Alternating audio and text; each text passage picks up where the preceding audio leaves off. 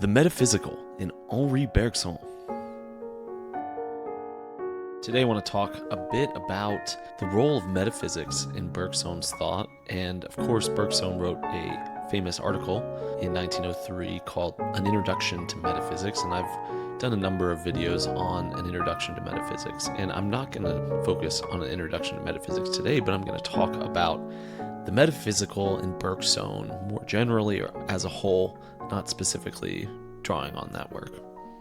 So anyway, metaphysics is typically understood as the use of reason or thought in order to understand things like God, the soul, the cosmos as a whole, things that we can't directly point to and observe, which we would study by science or physics. So God, soul, cosmos, and really the second and third are Bergson is most touching on. He concerns himself with the existence of God only tangentially and in the two sources of morality and religion, his last book. Otherwise, it's very rare that the topic of God or anything theological comes up directly in his works. So the cosmos as a whole, he deals with the cosmos as a whole most directly, first of all, in Matter and Memory. In Matter and Memory, he wants to look at the whole cosmos through our immediate experience as a plane of movement where our body is the center of this movement and is what organizes all of the movements and what he would call images as a whole, and with respect to a living being's way of perceiving and fitting into the world. So the whole cosmos, first of all, appears to us through our contingent factors of our life, our perceptual apparatus of our body, our habits, our history, our culture. All of that shapes the image of the universe that we perceive. And of course, we perceive clearly and vividly only a small corner of the cosmos. But through this experience, we have an immediate relation to the entire cosmos as a plane of movement. Bergson has, of course, been likened to Heraclitus many times for looking at the whole of the cosmos as movement, as being flux, a continuous flux. But Bergson has this idea that in the plane of movement, there are directions, we could say, that the movement goes in. And I don't mean spatial directions, but more metaphysical directions, orientations, or perspectives.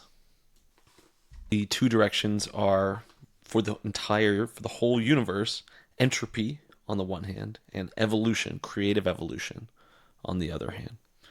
And this also points, according to Bergson, to a epistemological separation or divergence between integral and derivative knowledge. We often see in history that metaphysics is not seen as only some higher knowledge, but knowledge that requires a higher faculty of understanding. From Plato and Aristotle up to Descartes, Leibniz, and Spinoza even. Integral knowledge includes an infinity of details and the complete complexity of lived duration just as we immediately experience it. Derivative knowledge is like the map with respect to the terrain. Metaphysics cannot immediately hand us its truths because we are habituated to derivative knowledge. Metaphysics does not come about by merely accumulating more knowledge, but by putting out of play certain ways of thinking and approaching reality anew. Metaphysics looks at wholes. The whole. This is one of the most important questions of metaphysics for Bergson. The whole of the cosmos, but we can also speak of the whole of the past, or the whole of life, or the whole of perception. And in each of these cases, when we use a introspective phenomenological observation of our inner life, we can find, when we investigate the nature of these wholes, we can find out a great deal about reality. The whole of the past is one of the most important aspects of Bergson's matter and memory. By looking at the past as a whole, or what he often calls the integral past, he finds a critique of consciousness and of the conscious state and of psychic reality as such. It's a critique of presence and presence to consciousness. So the integral knowledge of the past as a whole is neither reducible to nor conceivable through presence to consciousness.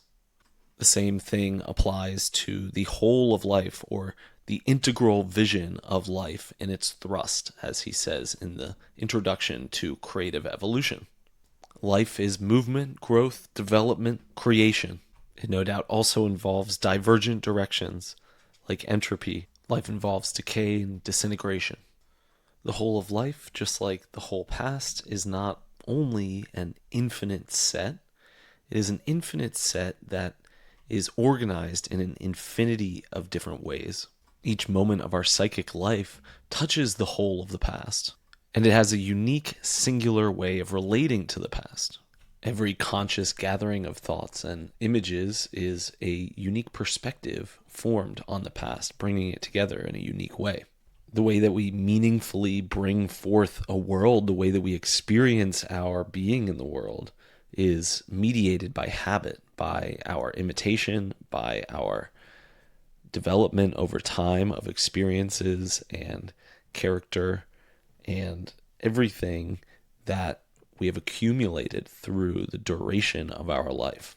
So again, our ability to do metaphysics is dependent on our habituation, our rehabituation, but also the study of habit itself has certain metaphysical implications. When we study habit, we can derive certain metaphysical implications from those realities once we stop viewing them through derivative knowledge and begin viewing them as wholes. And then certain categories of being become important here that we do not consider within derivative knowledge, but within metaphysics, we must think in terms of virtuality, tension, what is latent, nascent, what is supersensible or invisible, not immediately apprehended by the senses. A habit exists even when it is not being used. It is latent or nascent. Likewise, something in the past that we want to remember but can't exactly remember, and if we're attempting to remember it, we must have some proximity to its being, to its reality, such that we search for it. So we could consider something existing that isn't entirely present to consciousness. We could say that it has a virtual or latent or nascent existence. Now, Kant wanted to replace metaphysics with the synthetic and analytic studies of consciousness, what he called transcendental philosophy. Bergson's metaphysics, not unlike Husserl's phenomenology, is the beginning of a new type of transcendental philosophy, and therefore can be called post-Kantian, since it both retrieves something from Kant and also surpasses many other things within Kant. Bergson shows that the categories of coherence are not of a static geometrical or symbolic character, that the a priori structures of consciousness are that of time and memory. These are the dynamic forms of experience, and the hyalaic data is itself vibrant, rhythmic, and qualitatively rich for Bergson, unlike for Kant. So Bergson's phenomenology, if we want to call it that, and by that I mean his attempt to form intersubjective knowledge of the essences of our experience of Dore, as well as of memory, of invention, grace, and movement more general. The phenomenology of movement elicits the core question of metaphysics. It is the contestation of the reality of movement itself by logic. the evidence of our derivation and the half-truth of our intellectual generalization or homogenization shows us the mind structuring reality using a set of concepts fully suited to practical life and to science. That is, at least to mechanical sciences as they were emerging in Bergson's time. Bergson liked to say that metaphysics started with Zeno, when the limits of derivative analytical knowledge manifest in the absurdity that movement is impossible and unreal. What it in fact proves, if we look deeper, is that our mind uses the faculties it has derived from practical life to understand reality and fails to understand reality precisely because of the tools used in the process. That is, above all, geometrical diagramming in space, which is the archetype of derivative knowledge. Again, metaphysics has to do with the invisible, the supersensible, what is virtual, latent, nascent, everything that is irreducible to the present or to a representation or a concept, and ultimately what evades symbols and words. Think, for example, about a skill. A skill is nowhere. It can be seen when it's in action, and in that case, it's everywhere in the action, but in no particular single moment of the action. The skill is nowhere but everywhere in the act of doing it. The skill as a whole is irreducible to any particular instantiation of it. A great musician, you could see them perform, and while this shows the musician, and we encounter them in their concrete complexity, something still we might say that's still infinite, but this is not a representation of the totality of that musician's skill as a whole, which changes over time and meanders, and while it has a certain style, that style is incredibly difficult to describe and is unique to the sensations and types of movement and patterns of movement associated with that individual within their concrete history. To understand the style of a writer, we need to not only follow all of their movements, but move variously between a number of ways of schematizing the whole of all of their movements from unique perspectives. Ultimately, their style is an assemblage of fragmentary personas that loosely fit together and contrast. So the style as a whole is never present to consciousness, but we attune to it and are directed through it. What is movement, and how could our minds grasp it? Movement is stepping out of itself at the same time it's stepping into something new.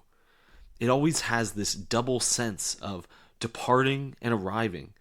It is always beyond itself, leaving itself behind in order to become, to alter, to develop, to deteriorate. The dynamic order is ordered by the durational transcendental structuring understood as degrees of tension and contraction in the vitomechanical order of embodied life that habituates our attention to life, but also that brings forth a life world for us. Edmund Husserl called this the natural attitude. It's the sort of average, everyday way of interacting with the world. And while this helps us think about interworldly beings in a helpful way, it helps us get around in the world, our absorption in this, our absorption in the world and in the things that we care for within the world, keeps us from studying the activity of consciousness and putting all of that meaning together. We never notice that there is a noema, as Husserl calls it. And the noema is perhaps one of the more metaphysical aspects of consciousness. The noema is the ideal object of consciousness. It's, you could think, the perfect idea that consciousness could have.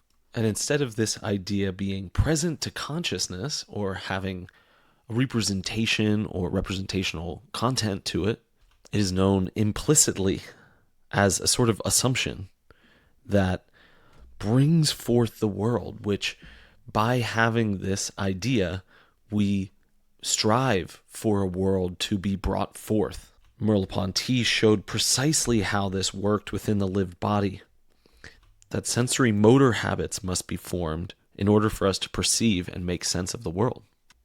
Now, again, consciousness is an attunement and adjusting and restructuring of memory in conjunction with the present becoming.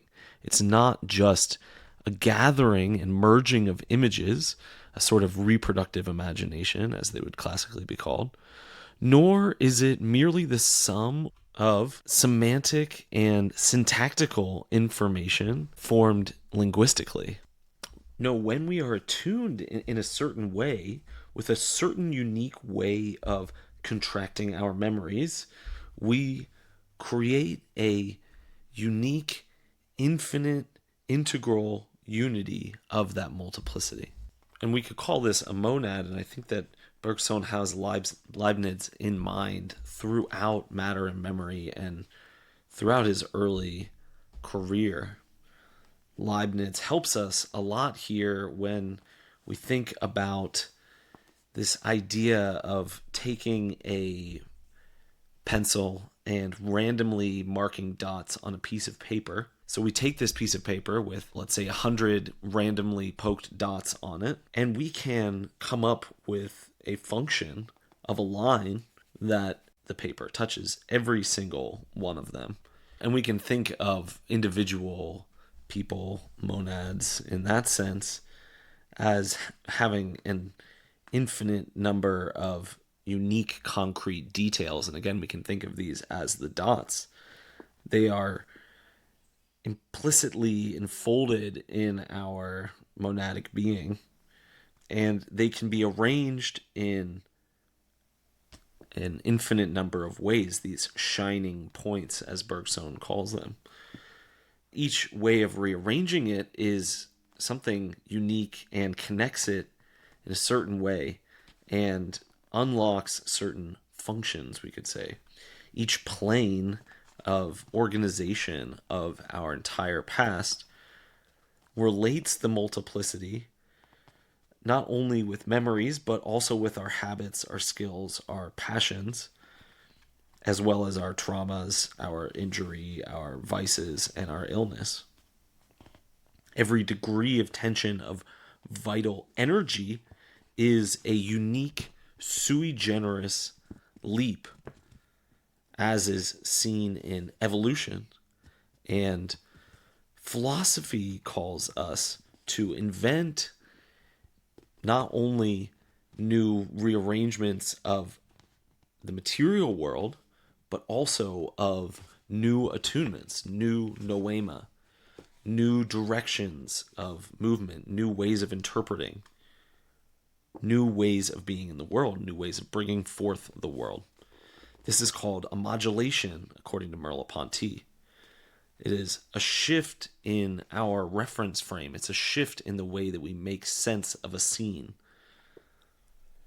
Phenomenology uncovers the modulation. It discovers that modulation is occurring within consciousness, that we're attuned in the phenomenological attitude at one moment, that we're attuned practically, that in another moment we are detached from these modes of attunement in listening to music or perhaps in doing philosophy and metaphysics. So while phenomenology uncovers the modulation by studying consciousness, metaphysics unpacks certain implications from modulation. This will, of course, be the discovery of a whole entire immense and complex aspect of our consciousness, even our daily consciousness, that we never notice, that we never pay attention to, because it is what directs our attention as such, right?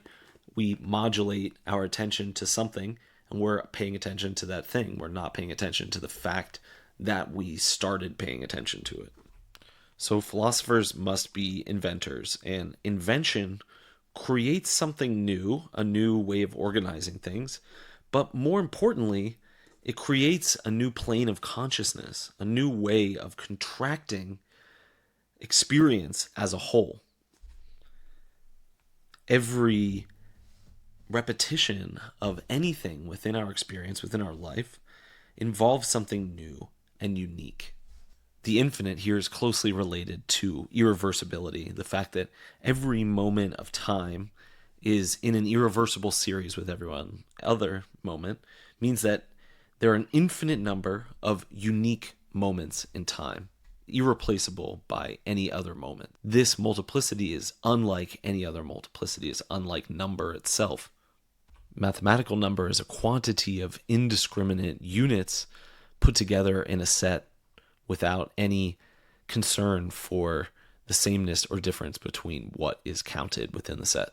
Concrete number, or concrete multiplicity as we should probably call it, is the singular event numbering of an infinite number of moments, which nevertheless grows at every moment and never repeats, has no repeated or totalized quantity. This multiplicity does not form a totality. The infinite, as we experience it in our memory, is not only endlessly growing infinity, burgeoning always into novelty as becoming, it also is a flux and dilation of the whole on the periphery of consciousness, a change of reference, a modulation, where we find a new function of the line that not only touches the singularity of the dots, but which strings them together in a more graceful or elegant way. Consciousness is not presence, but is what brings forth presence by attuning into the frequency of the images themselves. We tune into their resonance, and only then do we find their qualitative complexity and subtlety. Whenever we learn something new, we have to tune into the unique character of the experience, and this requires a sui generis, unique degree of tension in our consciousness that is accompanying the thinking and understanding, which puts together new thoughts and puts together the thoughts in a new way. The noema of consciousness in general is the intention to mean something, to feel something. Maybe it is to survey and to estimate and to take precautions. It is a intention to make coherence come forth. What is the noema of remorse? Remorse is this emotion where the object we are feeling is this broken and unwell consciousness. We are self-conscious of our unwellness. It is an agony of remorse. And of course, this emotion is related to irreversibility.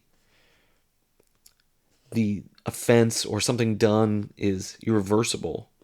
There's a scar. There is an unerasable trace. A sort of moral implication arises from our encounter with remorse, with this feeling of remorse, the agony of the irreversibility of time. We can unravel a metaphysical implication of irreversibility just as we derive moral implication. According to Vladimir Jankelevich, remorse is what you could call the tragic form of intuition. It is an intuitive knowledge of the reality of the past, the irreversibility of the past, as well as of our inner life, our attunement to the world. And it is a sick, sad, suffering consciousness which throws into question the power and worthiness of our consciousness. The noema motivates and augments or contracts the pathing of the line that we trace through our singularities, but it also is changing transformationally over duration. We can incorporate a multitude of such functions, such mappings, multiple planes of consciousness, and their corresponding multiplicities that they trace together, we can hold not as an idea present to consciousness, but as a multiplicity of perspectives on a reality that cannot be reduced to one perspective. And every moment of reality, even if we only look at a finite part of it, has a trace of the integral reality that it is a fragment of. There are fragmentary monads, we could say, a perspective on the whole that vastly exceeds our comprehension, that exceeds comprehension, that exceeds all architectonic conceptualization. The phenomenology of movement, as well as the phenomenology of effort and attention of consciousness, depend on our attempt to make sense of our existence. Memory of all psychic functions, of all modes of sense-making, is really the most extreme case of a possible experience of our consciousness. Memory is a concrete condition of all consciousness, of all actual consciousness. Experience that is never present in totality is condition of our experience. Something that we never fully experience is the condition of our experience. It only comes into presence when we open up to our memories in a certain way, when we perceive their traces and we are reminded of them. Every time we remember, we are open to reassessing the way we connect the dots to some degree, both in terms of gradual decay of the memory, becoming more general, fading, or, putting the pieces together in the right way, drawing more out of the memories than what we had when we thought them, learning from them, deriving experience and wisdom from them. Tuning into movement is a way of reconnecting the dots. So this phenomenology of movement teaches us about the modulation, the attunement that goes on when we tune to the inner sense and direction of movement. Now, movement isn't everything, and ableism can, reinscribe movement into a system of identity and oppression. But immobility is just as profound and important a aspect of reality. So, process, philosophy, these kinds of things, we love movement, but movement isn't everything. Immobility is also as profound and important. Immovability, like irrevocability, is this undisplaceable, unerasable fact of past being. So it has this connection to time and the ontology of the past. Happenings that no longer can happen. They can no longer change. They lost the potency to become, but have gained in another kind of immobile longevity, a being of perpetuity. The past haunts the present. It is unerasable. It shadows over the present. It even determines, in some sense, the horizons of the future. To some extent, it conditions them. It gives them a certain appetition and repulsion. Without this, life becomes a hopeless endeavor. Without some appetition, without some perpetuity of ends. Something that endures as a desirable goal, something that persists in time, drawing us towards it, motivating us, and giving us purpose for our actions and our movements and our thinking.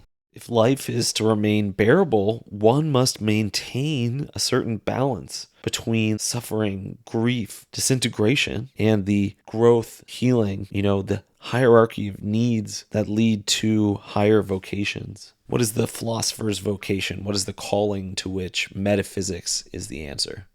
Kant, I think, saw that the vocation of the prior metaphysics that he wanted to dismiss was not wholly different from the vocation of his critical method of transcendental philosophy.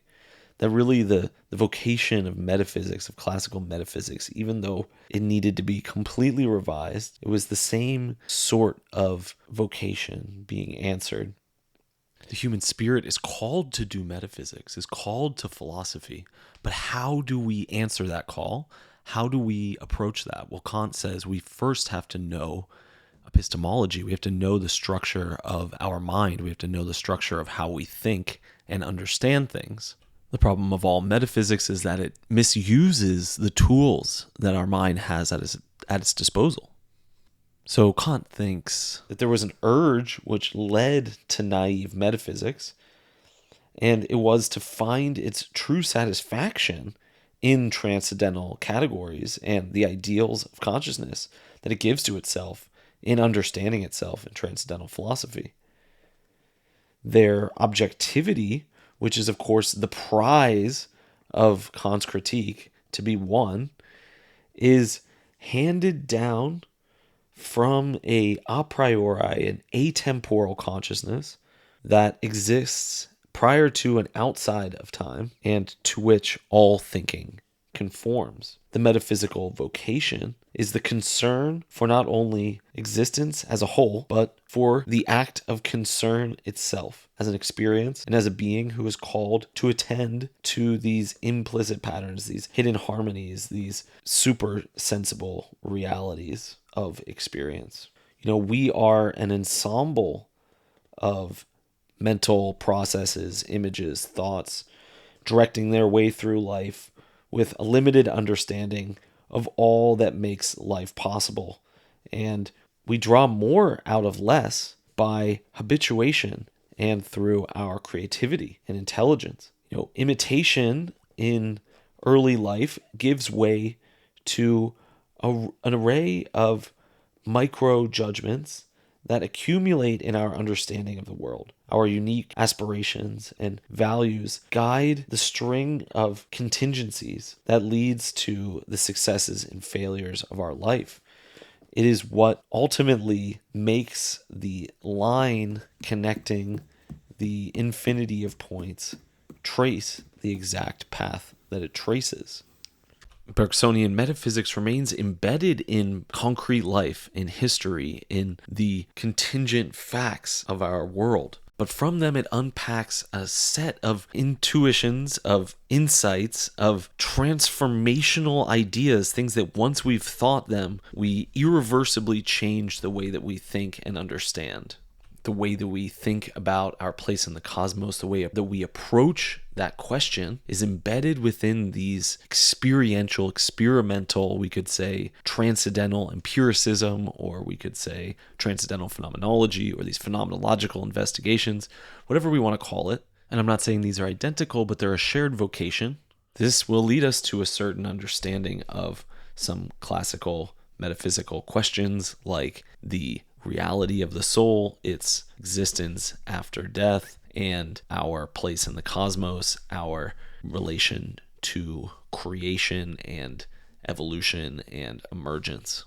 No doubt Bergson thought that if anyone were to seriously, deeply consider what he has considered, to follow him in his descriptions and in his analyses, that for them, the question of the existence of the soul after death will be one of probability rather than unknown. Its existence will not be a belief, and we are not forced to a position of agnosticism.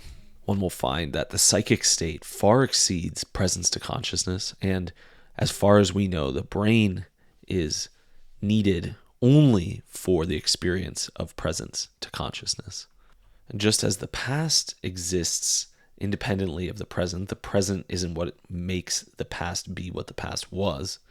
And just as a skill of behavior or a pattern of movement exists even when it's not being actualized, so the soul is independent in its past virtual existence and endures despite the changes in the present. Because the soul exists in the past, it evades the investigations of science and dissections of the body. Because it is not reducible to the present or presence consciousness, it evades the analysis of logic and representational conceptual thinking more generally.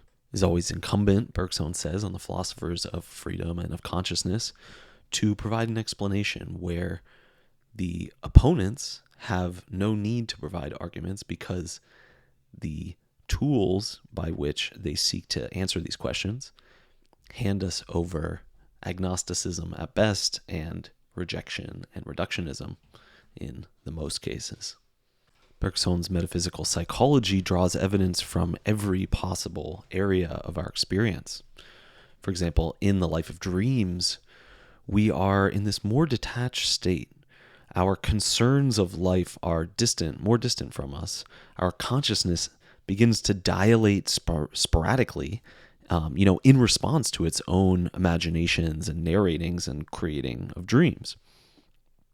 The incursion of the past on the present happens in a somewhat unorchestrated way, not orchestrated by the needs of our concrete situation. We have, occasionally very specific dreams, and from time to time, they are just directly, representative of something in our waking life. But by and large, dreams have a fluid, redirecting power. They have these disconnected episodes to them. That's the norm, and that's because we are in this dilated state where a new image can be, lead to another image that is barely related to it, and all of a sudden we're off on another path within the dream. And with every mounting piece of evidence of our consciousness being a sort of Hermes moving back and forth between the realm of the past and of the present, the more we see consciousness doing that, the more we understand its metaphysical implications, the more we reveal and unpack aspects of reality that cannot be explained in terms of presence, science, reductionism, and presence to consciousness, etc.